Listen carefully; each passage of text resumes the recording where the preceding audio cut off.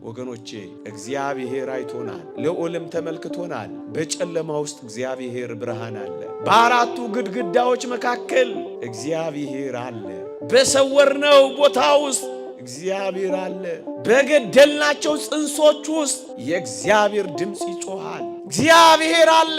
ተው ያያል። እግዚአብሔር ፍርድ ሳያመጣ ቅጣት ሳያመጣ የሚያልፍ የእግዚአብሔር እይታ የለም። አይቶናል እግዚአብሔር። ምዕመናን ምን ስንሰበክ ነው ንስሐ ምንገባው? ማን ሲያስተምረን ነው የምንመለሰው? ማን እስኪያስተምረን ነው የምንጠብቀው? ከዚህ በላይ መከራ የሚያንኳኳው ምንድን ነው? በኃይል እየተንኳኳ እኮ ነው። በኃይል አይሰማችሁ?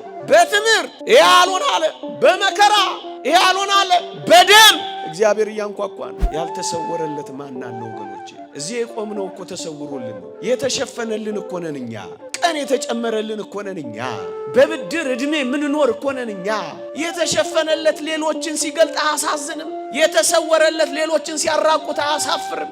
እግዚአብሔር ለማዳን እንጂ ለመፍረድ አይቸኩልም። ዛሬ ጊዜ የሰጠን ቀን የተጨመረልን ፀሐይ ይወጣልን ጨረቃም የተነጠፈልን ከዋክብትም የሚወጡት ምዕመናን አንድ ነገር ለማድረግ ብቻ ነው፣ ለንስሐ ብቻ።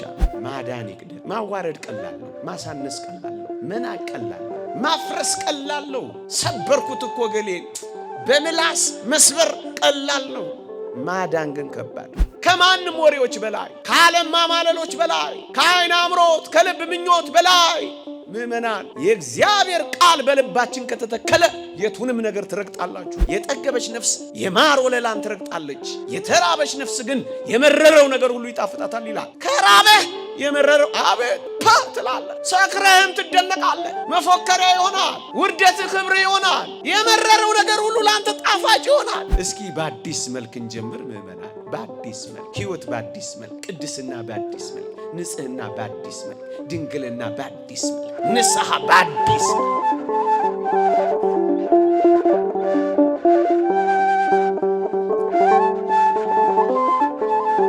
ዛሬ የምትሰሙት ድምፅ የእግዚአብሔር የፍለጋ ድምፅ ነው። ዛሬ የምትሰሙት ቃል የእግዚአብሔር የጥሪ ቃል ነው።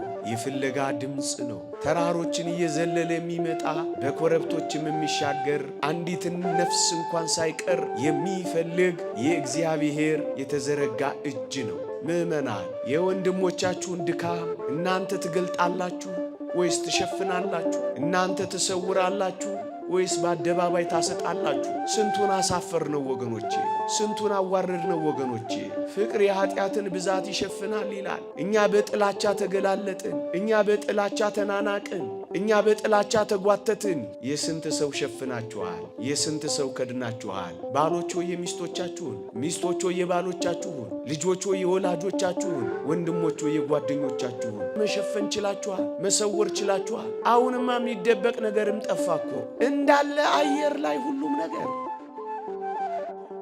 በደከማችሁ ጊዜ፣ በወደቃችሁ ጊዜ፣ በተንገዳገዳችሁ ጊዜ እግዚአብሔርን ታስቡታላችሁ። ሁል ጊዜ እግዚአብሔርን በዓይኖቿ ፊት የምታደርግ ነፍስ ምንኛ የከበረች ናት። እግዚአብሔር ያየኛል ብላ ማታመነዝር፣ እግዚአብሔር አጠገቤ ነው ብሎ ማይዋሽ፣ እግዚአብሔር ይከታተለኛል ብሎ ማይሰወር እሷ የተመሰገነች ነፍስ ናት። እግዚአብሔርን ዘውትር በፊትህ አድርግ።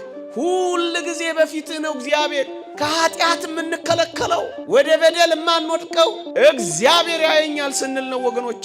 ሰው ላያያችሁ ይችላል፣ እግዚአብሔር ግን ያየናል።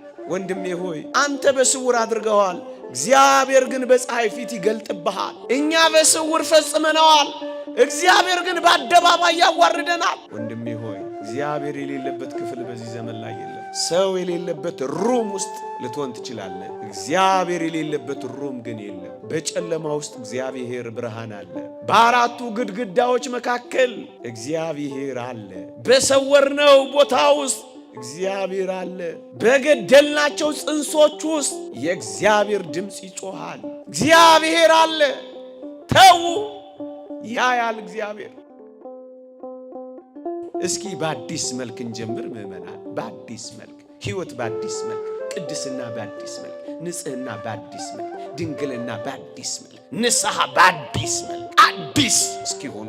አርጅተናል፣ ጠውልገናል፣ አቅም አንሶናል፣ ከብዶናል፣ በኃጢአታችን ምክንያት ሰልለናል። የእግዚአብሔር ቃል እንዲህ ይላል፣ እግዚአብሔር የኃጢአተኞችን እጅ አያበረታም ይላል። ደክመናል፣ አርጅተናል። ታዲያኛ አዲስ መልክ አስፈልገን፣ አዲስ የንስሐ ሕይወት፣ አዲስ የቅድስና ሕይወት፣ አዲስ ክርስቶሳዊ መዓዛ ያለው ሕይወት አያስፈልገንም? ምእመናን ምን ስንሰበክ ነው ንስሐ ምንገባው? ማን ሲያስተምረን ነው ምንመለሰው? ማን እስኪያስተምረን ነው ምንጠብቀው? ከዚህ በላይ መከራ የሚያንኳኳው ምንድነው? በኃይል እየተንኳኳ እኮ ነው። በኃይል አይሰማችሁ? በትምህርት ያልሆነ አለ፣ በመከራ ያልሆነ አለ፣ በደም እግዚአብሔር እያንኳኳ ነው። ስንቶቻችን እየተዋወቅን ምንም እንደሌለብን ቁጭ ብለናል። ገባ ወጣ እንላለን፣ ሽር ብትን እንላለን። ለጊዜው የተሳካልን መስሎናል፣ ለጊዜው የደመቅን መስሎናል። ምንም እንደሌለ ቆጥ እንዳልበደለ ሰው አኗኗራችን ሆኗል። ጭራሽ ከዚህ አልፎ ፈራጆችና ወቃሾች ሆነናል፣ ተመጻዳቂዎች ሆነናል። በቃ ቀጣላ። አቤት ስንት ግፍ ነው እየተሰራ ምንም እንደሌለም ይሆን። ያልተሰወረለት ማን አለ ወገኖቼ? እዚህ የቆምነው እኮ ተሰውሮልን ነው። የተሸፈነልን እኮ ነን እኛ። ቀን የተጨመረልን እኮ ነን እኛ። በብድር ዕድሜ ምንኖር እኮ ነን እኛ። የተሸፈነለት ሌሎችን ሲገልጥ አያሳዝንም? የተሰወረለት ሌሎችን ሲያራቁት አያሳፍርም? ተሰውሮልን ነው።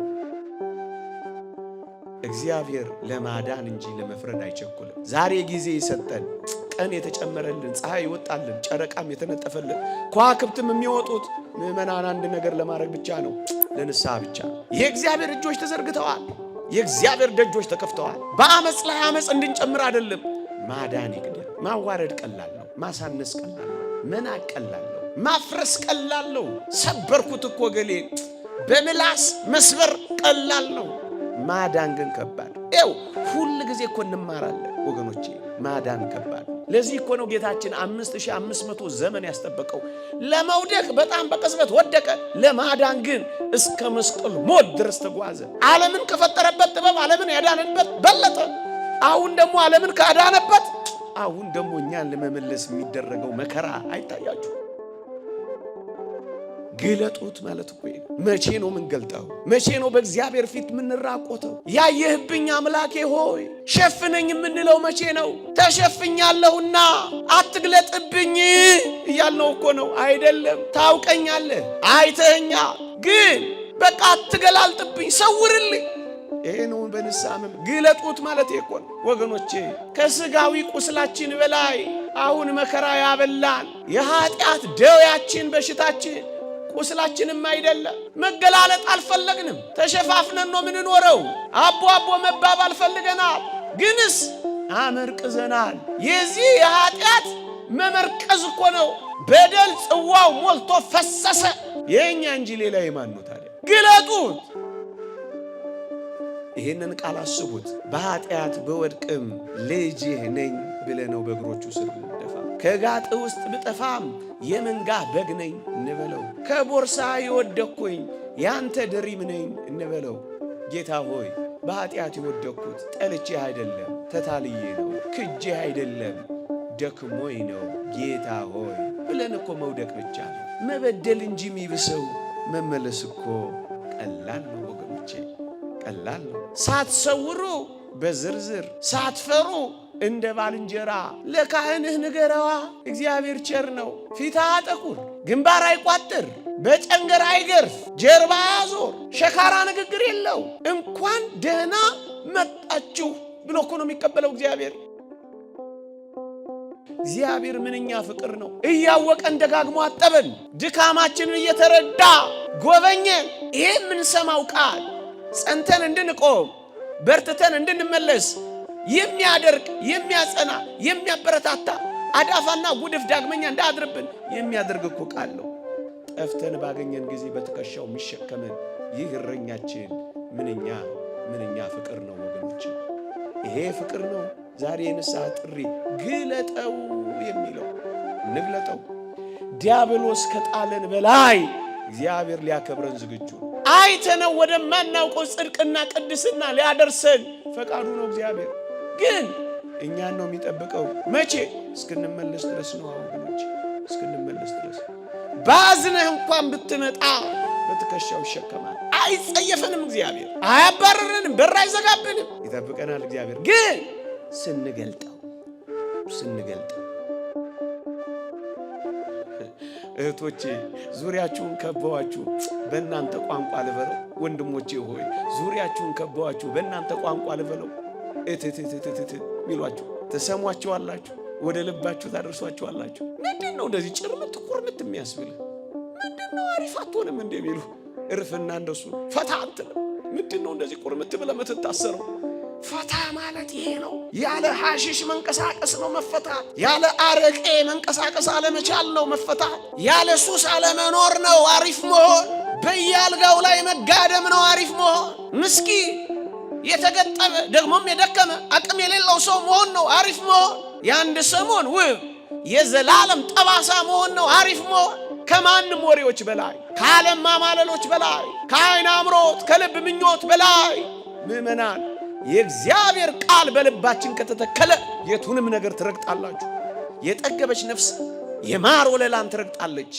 የተራበች ነፍስ ግን የመረረው ነገር ሁሉ ይጣፍጣታል ይላል። ከራበህ የመረረው አቤት ፓ ትላለህ። ሰክረህም ትደነቃለህ። መፎከሪያ ይሆናል። ውርደትህ ክብር ይሆናል። የመረረው ነገር ሁሉ ለአንተ ጣፋጭ ይሆናል። አንድ ታሪክ ብቻ ነግሬያችሁ ልሂድ። ጄሮም የተባለ የቤተክርስቲያናችን ሊቅ የገጠመው እውነተኛ ታሪክ ነው። ትንቢተ ኢሳይያስን መጽሐፈ ኢሳይያስን ተርጉሟል አባታችን ጄሮም። ተርጎመ ጨረሰና የልደት ሰሞን አካባቢ ነበር ተርጉሙን የጨረሰው። በዚያው ምን አለ? የትርጉሜን የመጨረሻ ሥራ ለጌታዬ ለኢየሱስ ክርስቶስ አቀርባለሁ፣ ስጦታ አድርጌ ለልደት እሰጠዋለሁ አለና ሱባኤ ይዞ አንድ ዋሻ ውስጥ ገባላቸው። በበዓሉ ዋዜማ የክብር ባለቤት መድኃኒታችን ኢየሱስ ክርስቶስ ለአባ ጄሮም ተገለጠለት። ደስ አለው። አባ ጄሮም ፈነጠዘ። ስዕለቴን ሰምቶታል፣ ሱባኤን ወዶታል፣ ስጦታዬን ሊቀበለኝ መጥቷል ብሎ አባ ጄሮም ዋሻ ውስጥ ፈነደቀ። ስጦታውን አስቀመጠለት። ከዚያስ ጌታ ሆይ ስጦታዬን ልትቀበል መጣህን አለው። የምን ስጦታ አለው። ደነገጠ። እንዴ እኔ እኮ ትንቢተ ኢሳይያስን ተርጉሜ ለአንተ ለስጦታ እኮ አቅርቤልሃለሁ አለው። ልጄ ሆይ እኔ አልቀበልም ይህን ስጦታ አለው። ደነገጠ። ዓይኔን ያፈሰስኩበትን፣ እርጅና ያመጣሁበትን፣ ጉልበቴን የፈጀሁበትን ለምን አትቀበለኝም ጌታ ሆይ አለው። እኔ የምፈልገው ሌላ ስጦታ ነው ካንተ አለው። ሌላ ምን አለኝ? እጄ ያበጠበት፣ ዓይኔ የፈዘዘበት፣ ጉልበቴ የደከመበት፣ ቀን የፈጀሁበት፣ ዋሻ የገባሁበት፣ ኧረ ይህን ስጦታ ተቀበለኝ አለው። አይ አልቀበልህም አለው። እውነተኛ ታሪክ ነው የምነግራችሁ። እሺ ሌላ ስጦታዬን ልስጥ፣ ልቀይረው። እሺ ቀይረው። መጾሜን፣ መጸለዬን፣ መመነኔን፣ አፌ ኮቸችላ እስኪመስል ድረስ መራቤን እባክህ ውሰደው። ሱባኤን ውሰደው። ዋሻ መግባቴን ውሰደው። መንከራተቴን ውሰደው። መራቤን ውሰደው። በቃ የኔ ሆንኩትን ሁሉ ውሰደው አለው። እሱንም አልወስደውም አለ። እና ታዲያ ለልደት ታላቅ ስጦታ ምን ልስጥህ አለው። ልጄ ሆይ ለእኔ መስጠት ትፈልጋለህ? አዎ ዛሬ ኃጢአትህን ስጠኛል። ለጌታችሁ ትልቅ ስጦታ መስጠት ከፈለጋችሁ ዛሬ ኃጢአታችሁን ሰጡና ሂዱ። ይቆየን። የእግዚአብሔር ቸርነት፣ የእመቤታችን አማላጅነት፣ የቅዱሳን በረከት ረድኤት አይለየን። ለንስሐ ሞት ያብቃል።